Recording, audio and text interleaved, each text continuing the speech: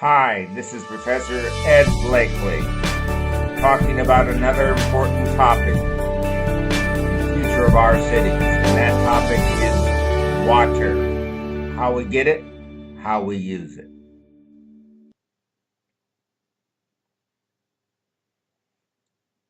Around me are maps of the driest continent in the world. This continent was founded on its coast, and we haven't moved very far away from those coasts. The reason for that is a lack of water.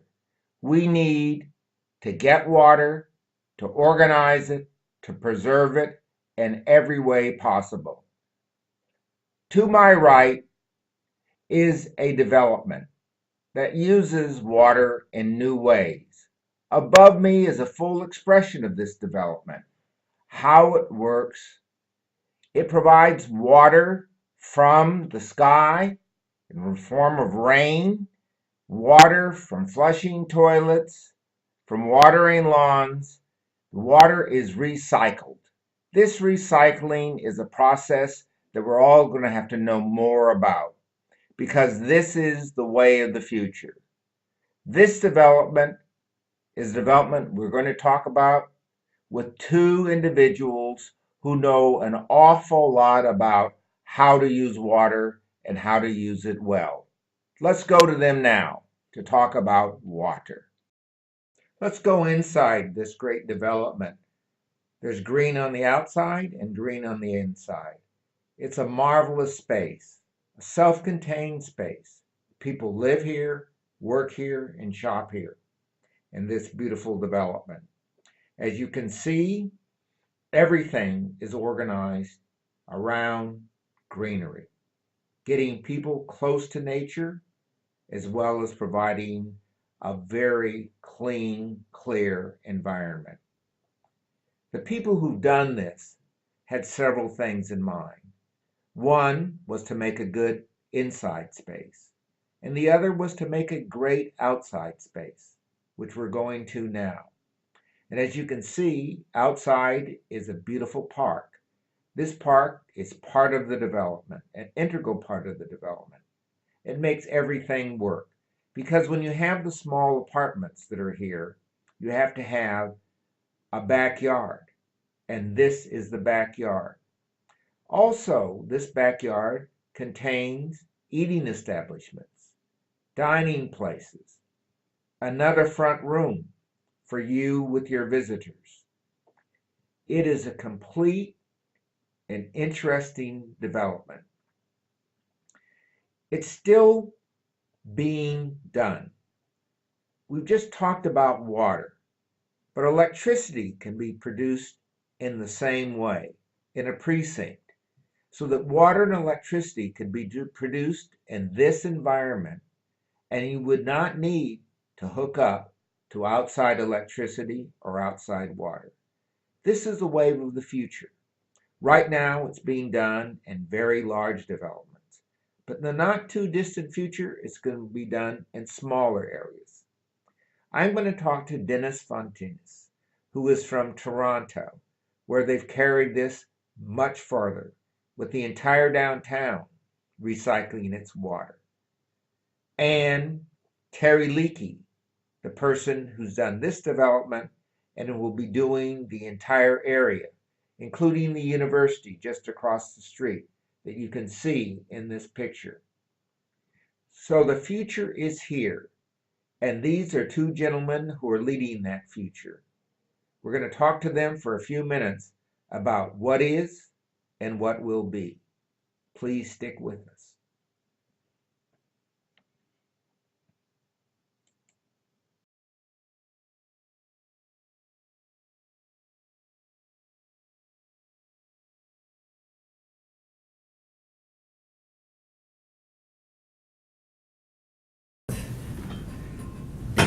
Terry Lackey and Dennis Fontinis, and we've been talking about the future. But it's really the past redone. That is, water, cooling, all together, generated in one place in a district or precinct, and not some big mega system. This is a fairly simple idea, why is it so hard to get it going? And first, Terry, why do you think it's hard to get it going? And then, Dennis, you've had a lot of experience in actually making it go. What makes it go? Why is it so hard for us to get this going? I think sometimes it's just about getting those reference sites on the ground. It's getting those examples. People like to touch and feel and see that they're not the first to do some things. They like to look over the fence and observe it for a while, and then, yeah, it seems to work. It seems to be, doing what they said it was going to do.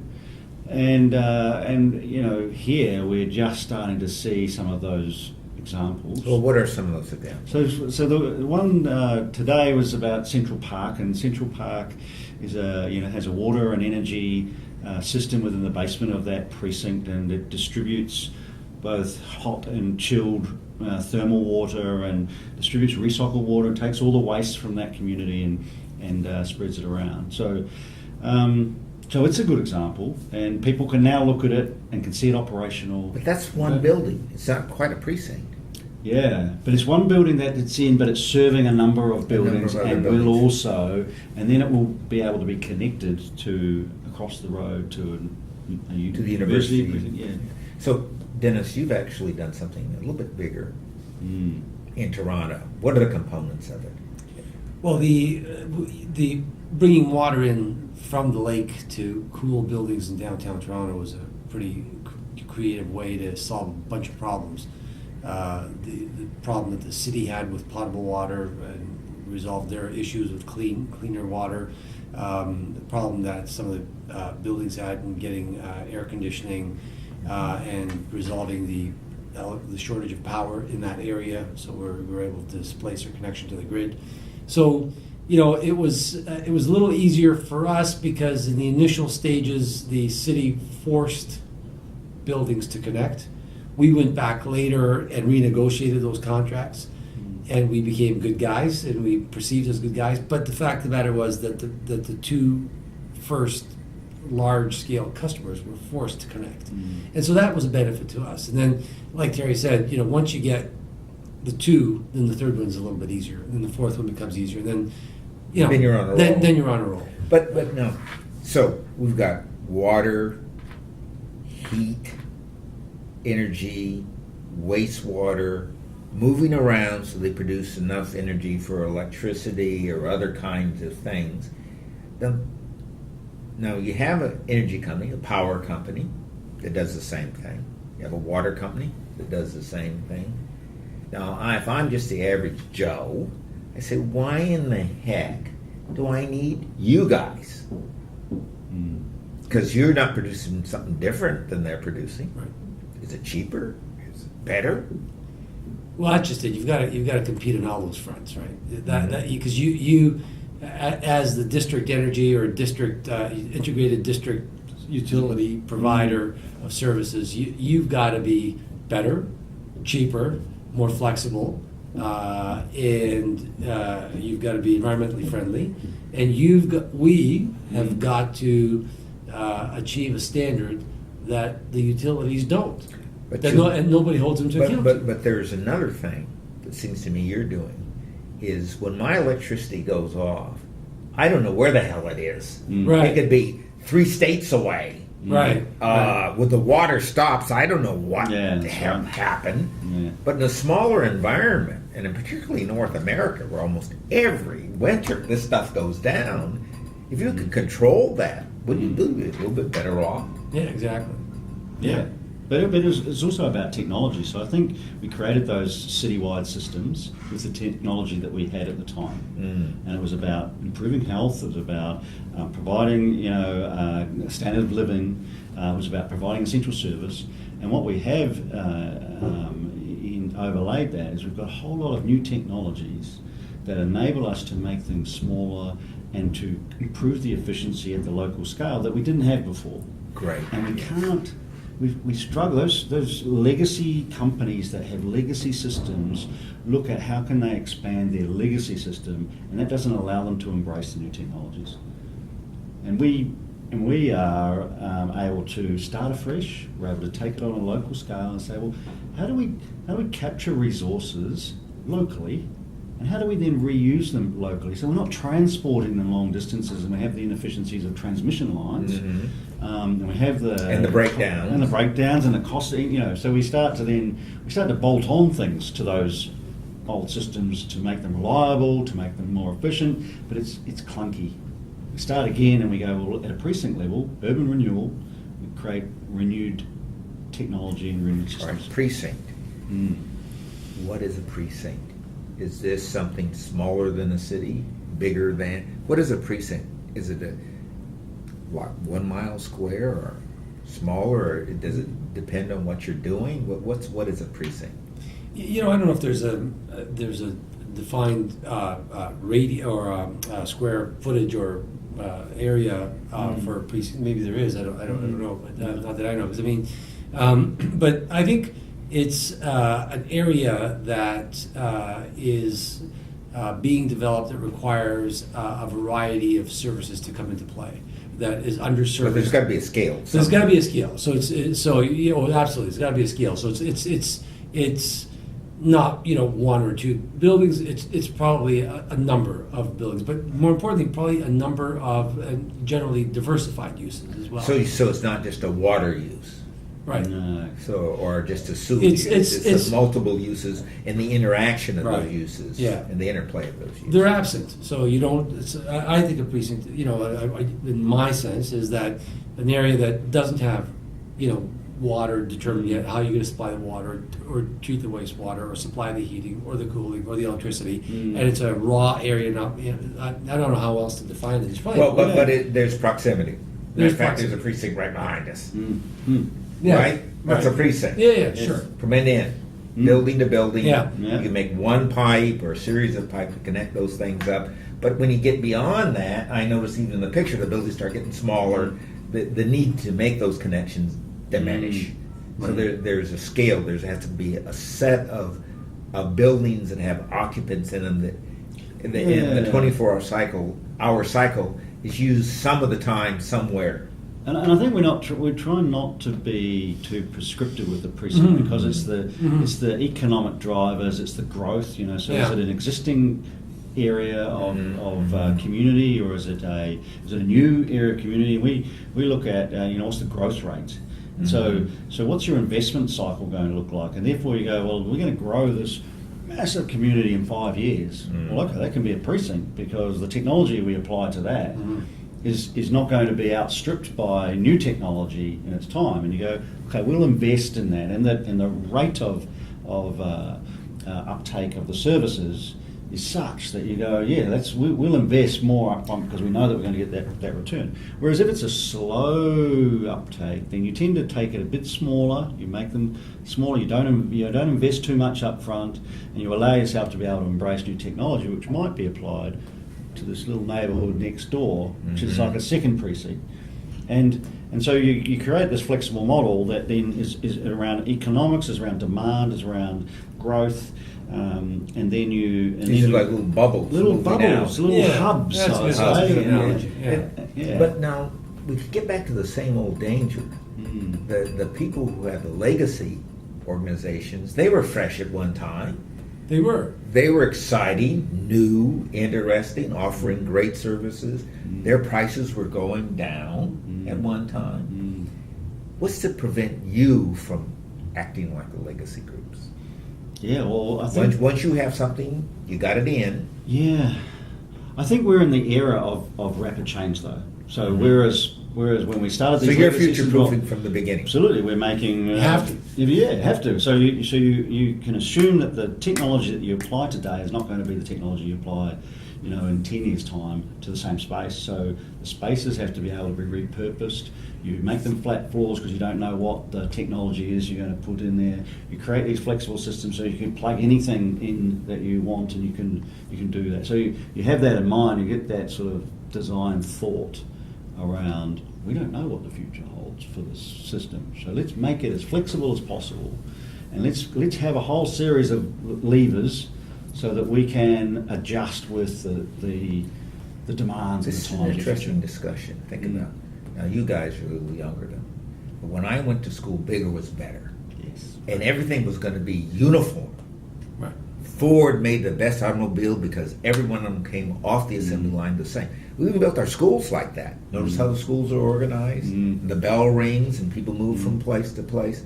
You're talking about something that in my day we would call dysfunctional. Yeah. But, Radical shifts. Yeah. But how do we even educate people to come into your industry to replace you, who can think about the future? This is an interesting. I think that's Terry's right. The change now with young people today. You know, we talked about Uber before. Yeah. Every day is a paradigm shift. It just seems that, and we when we talk about a paradigm shift, we're talking about changing something that's been in place for over 100 years, and we call it a paradigm shift. A paradigm shift today is something that's been in place for a month. That's a paradigm shift. That's what I'm talking to my watch. That's right. So, and I agree with Terry. The technology is going to be different. And I have no clue. If somebody, in 1980, if somebody said to me, "Oh, we're going to be cooling buildings in downtown Toronto using lake water," I would have said, "Well, you're smoking something. What are you talking about? That's crazy. That's nonsense." And here we are. We might well be smoking. Yeah, well, we may have been. But no, I think the thing about precinct and what we're talking about networks is tying people to a common purpose. And so, today the pipe network connects them to one source of generation or whatever that is. Tomorrow they may not need a pipe network. They may be able to do it individually. But having created this precinct approach, and you have created this more flexibility. This approach today, which for the foreseeable future anyway, is going to tie them to some kind of common destiny, means that today they're all getting their heating, cooling, and wastewater treatment and recycled water from one source. Tomorrow, I don't know, maybe a little unit that you put in each whatever unit, and it does the whole thing. But what you've done, though, is you now created a community and a common purpose amongst 3, 4, 5, 10, 15, 20 buildings, 100 buildings, I don't know, whatever you define as a precinct, so that when that new technology comes into play, you're able to say, I can commercialize it because now I have 100 buildings or 50 buildings or 50 suites or whatever number of suites that all have a common vision for their future. So this That's is what the network does. This is a different thing, though. In a sense, by this network idea, you allow for new things to enter the network. Yeah, exactly. So the person in the network can be an inventor. Exactly. They don't have to be independent. Exactly. They can alter the system. You might have people in that network actually come up with new apps. Absolutely. To use the network in ways you never thought of. Absolutely. Absolutely. And within the environment, so it might not even just be reliant upon the network, but it's the way that the services are set up within that community and interlinked. And it might be a service that doesn't rely on the network. So we might, and you think about destructive, industries that we're seeing now, we're seeing more of them that change an industry rapidly. What we didn't have in the past. You could see it sneaking up on you, and I don't think it'll happen. And years later, that car manufacturing plant has closed down. Right. Why did that happen? How isn't that bad? Now you're seeing it almost overnight. This technology's come in, it's been released, and next thing you know, it's so kind of the last thing for me with you guys is this is going somewhere. There's some things that are coming in now. For example, the driverless cars really here. I was in one of them when I was at the University of California. Yeah, wow. Went across the Bay Bridge in one of them. Nothing. It didn't hit anything. Got across. My wife's going to be able to park the car down. Your wife will be able to park the car without hitting the guy behind her. I don't see any future for a big hospital. I don't know why we're building these damn things. Yeah, that's true. This was totally weird. I think hospitals are going to be very small now. Absolutely. They'd be in existing office buildings and things like this. Hotels are going to change and the like. But you are aiding and abetting this. So since you're kind of on the forefront, what are some of the 2 or 3 things that you think are going to happen that this is an enabler for? What are some of the things that you see the future unfolding as? Yeah, so I think when we look at communities, so land, housing, supply, and we look at and what do the services look like to them. We don't have necessarily the same connected grids in the street. No. We have a lot of it managed locally. If you think about Tesla's technology with the power wall, it's sexy. And, you can now be able to link it to a solar, and now you're able to provide your own energy. Yeah. It's linked with your car, and your car now doesn't use petrol. It can run on the energy that you produce at your home. It doesn't cost It you. might even run on the energy that's produced in the road system itself. Correct, and that's free. So it transforms. So how do you create a utility of old that gives away energy for free? How do they get their head around that? They've got all this network, this legacy system. So you see an energy-free future? Yeah. Yeah, I think people are more motivated when they're angry and upset about something. Yeah. When they want to, you want to get somebody to do something. I'm gonna piss them off. Excuse my language. We probably do that a lot in politics. So when you do that, people do that. And so I think what's happening is as grids are getting older and the lack of there's an infrastructure deficit and there are more brownouts and there are more power outages and power is going up and people are going to start getting upset and saying, you know what, Terry's right. They're going to be entities. I want to be in control of my own destiny. There'll be entities like Enwave and Flow and others saying, hey, you can do this on a community basis, and you know what, you can. Whether it's on an individual basis. You can do geothermal, you can do wastewater, you can do solar, you can do this, you can do that. All these different technologies, and you can connect them, and you've got a combined interest with your neighbor, and you can do this and you don't need to rely on the local utility anymore. You don't need to take that abuse anymore, and people will react when they're abused. If it's a good to have, I'm not really concerned if it's good to have. But if I'm really upset, boy, I'm going to do something about it, and I think. That's what's happening with the utilities, and it's happening, and they don't even realize it right underneath their noses. Find me one person who hasn't had a terrible experience with the electric utility in their community, in their city. Everyone. Or things they're paying too much. Yeah, or things are paying too much, or somebody says, I like my electric utility. From what you said, this kind of precinct notion, if you could miniaturize enough, and I think we can get there, all of a sudden people in Africa don't need to move. Right. All of a sudden they can generate water where they never generated it before. Right. If you can go down 1,300 meters to get water in Florida, you can do the same thing in the Sahara. Yeah. Yeah. And if you use the sun to generate enough energy for your automobile, it can generate enough energy for your house. Right. Yeah. Okay? Right. You could produce enough food in the Sudan and places to feed all of Africa simply by having a little bit of water on a regular basis. Because that's all California is. Yeah. Big desert with a little water. Yeah. Absolutely. So these technologies, from my point of view, are really transformed because they allow a poor person to compete. Yeah. Their big disability in our industrial age has been the system has been so big they couldn't acquire it. But we saw what happened in Vietnam.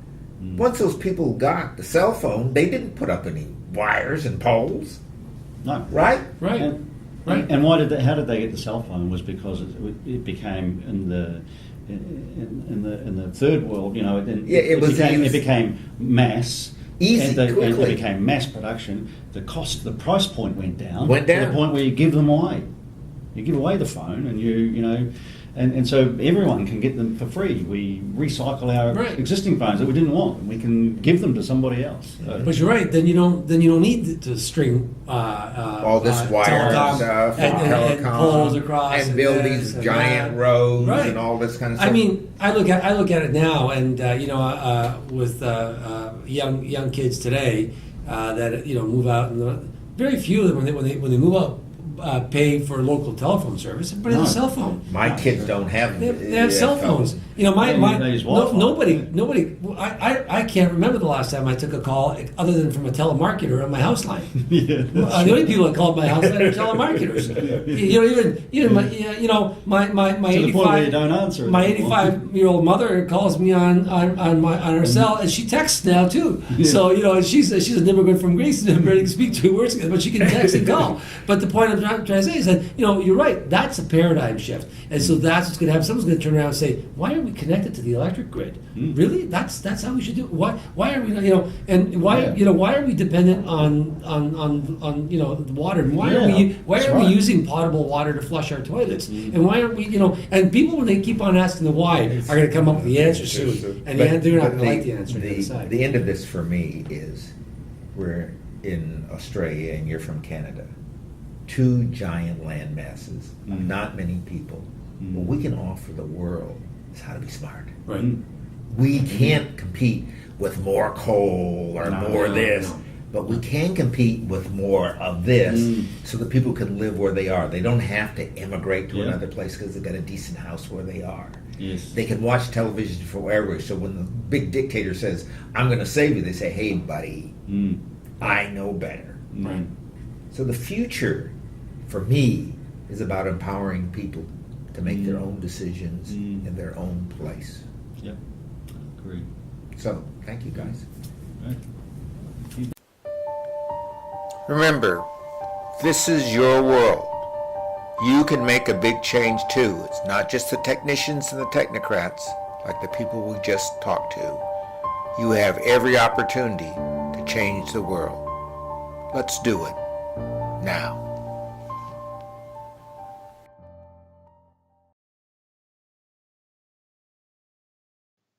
Every one of us has a way to shape the future.